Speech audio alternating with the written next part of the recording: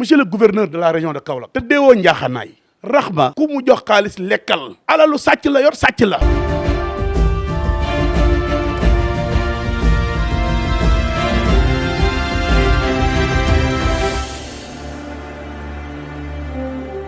asalaamaaleykum mbooloo mi maa ngi tudd Ablaye Gueye maa ngi nekk président du mouvement Kaolack je m'engage di porte-parole coalition ànd nawle ànd liggéey te président Serigne Mboup jiite ko ci commune bi président Youssef Ahmed Bengeloun jiite ko ci département bi. maa ngi ñëw tey di waxtaan ak yéen ci loo xam ne nii daanaka egg nañ ci dernier virage yu élection yi naam teewlu ngeen pré campagne bi teewlu ngeen activités yi ñu def ci campagne bi moo tax ma ne dinañ toog waxtaan ak yéen taxaw seetlu bi nga xam ne nii am nañ ko lu kenn dul natable ci Sénégal lu kenn dul natable bitim réew lu kenn dul natable fii ci biir Kaolack mooy élection yi jeex na Serigne Mboup gagné na ko ku waxal yàlla xam ni li ñu gis ci Kaolack doon na leen loo xam ne nii lu ñuy noté la ci analu élection adhésion bi am autour du candidat de Serigne Mboup te yàggoon naa leen ko wax nee naa leen Serigne du candidat Benno Bokk Yaakaar Serigne du candidat opposition mais Serigne candidat Kaolackois yi te Kaolackois yi wane nañ ko ñi nga xam ne nii ñoo jógee fu ne ñëw jàppale président Serigne Mboup adhéré fu ne kon ça veut dire que aujourd'hui waxatuñ ay waxi victoire wante tey sunu objectif mi ngi nekk ci fan la ñuy yóbbu score bi de telle sorte que dina mën a basculer loo département bi ñi ngi xalaat ci suñu statistique lim ñu jox moom mooy diggante 75 ak 80% suffrage kon su loolu amee boobu ba léegi ñëpp wax nañ ko te mi ngi ci làmmiñ yëpp ñi ngi naan président Serigne ak Ahmed Bengeloun bu nit ñi saboté wul élection yi Serigne gagné na Bengeloun gagné na ba pare may ñaan Kaolackois yi ku ci nekk na nga vigilant nga takk taxaw xam ne élection yi say élection la benn yoon lay doon ci juróomi at yi ñu ñëw sécuriser ko fexe de telle sorte que victoire u Serigne Mboup bi du am benn natable te mu leer nañ di ñaan état bi di leen wax ne leen ay élection locale lañ nekk dañoo nam tànn suñu maire bopp ngeen dimbali ñu ci ordonnance yi nga xam ne moom ngeen di délivrer di ko jox nit ñi du ñu accepter ordonnance yi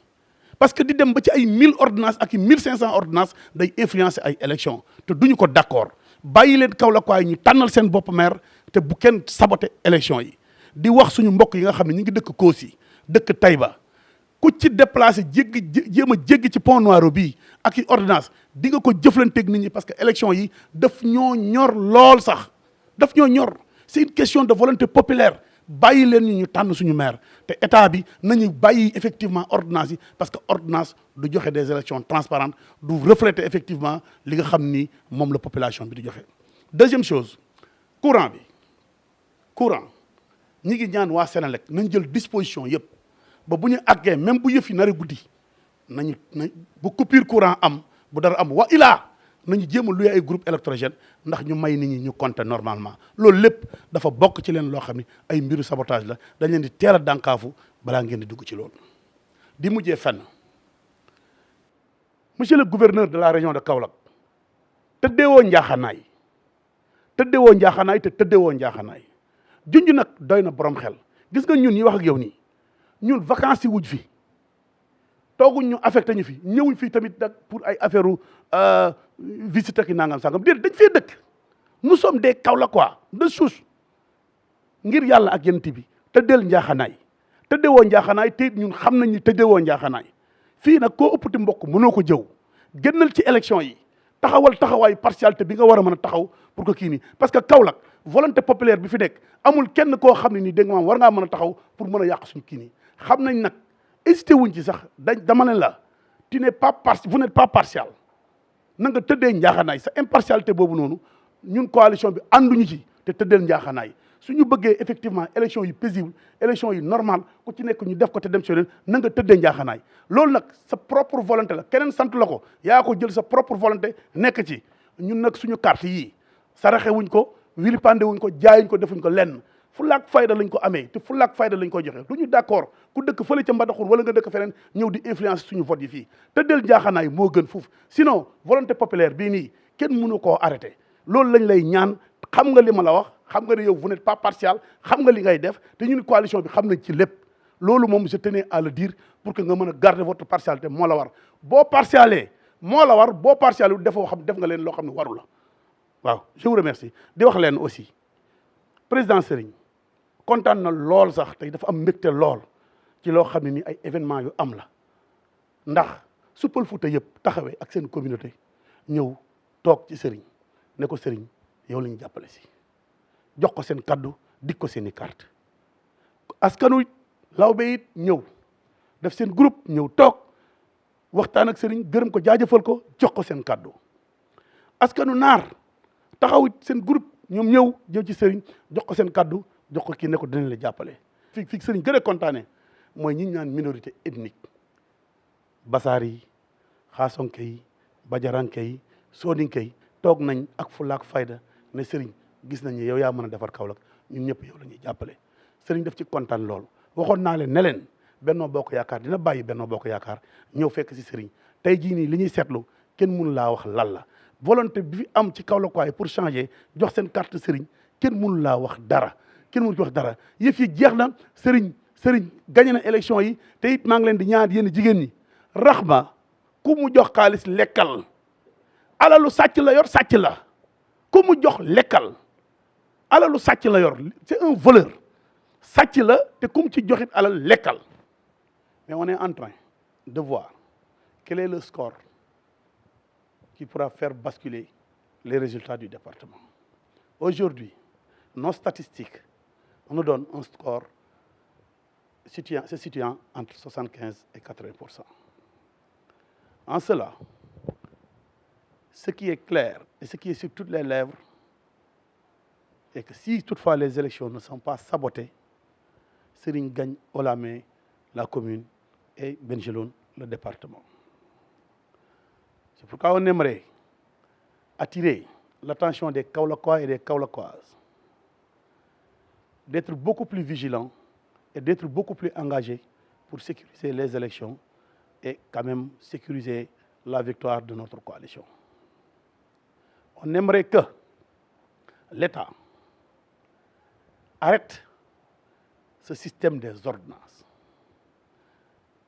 Et c'est un cri très fort, un cri de cœur. On n'acceptera pas que ce vote soit influencé par les ordonnances à n'en plus finir.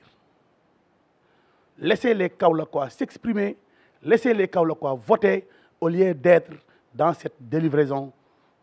d'ordonnances à n'en plus finir. J'attire l'attention des habitants de Taïba et les habitants de Kossi qu'un dispositif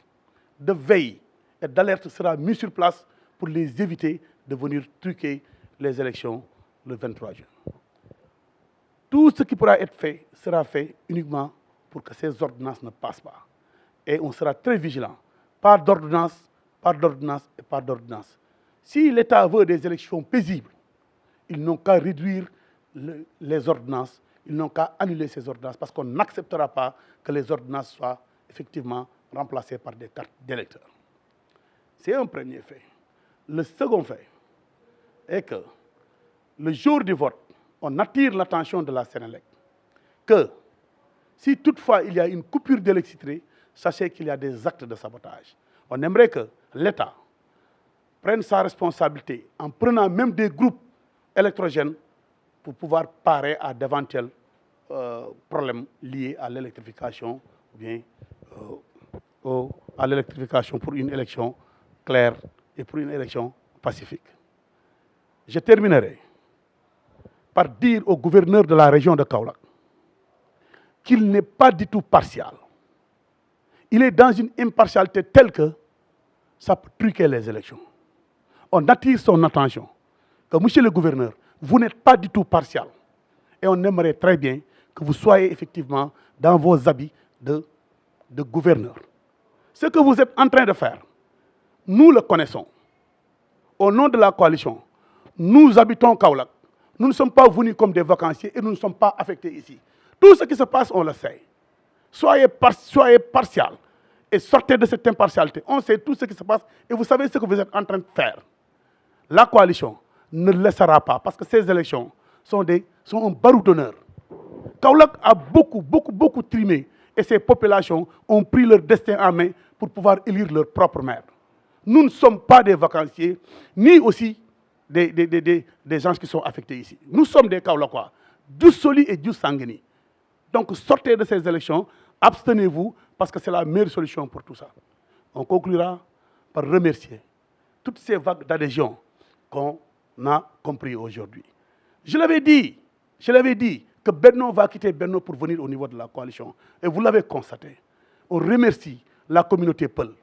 On remercie la communauté Maure. On remercie la communauté Laobé. Et surtout, ce qui a très touché le président Serigne Mboup, c'est les minorités ethniques. Ça veut dire les Bassari, les Khassonké, les Badjaranké et les Soninké qui sont venus, malgré leur minorité, témoigner effectivement leur solidarité au président Serigne Mboup pour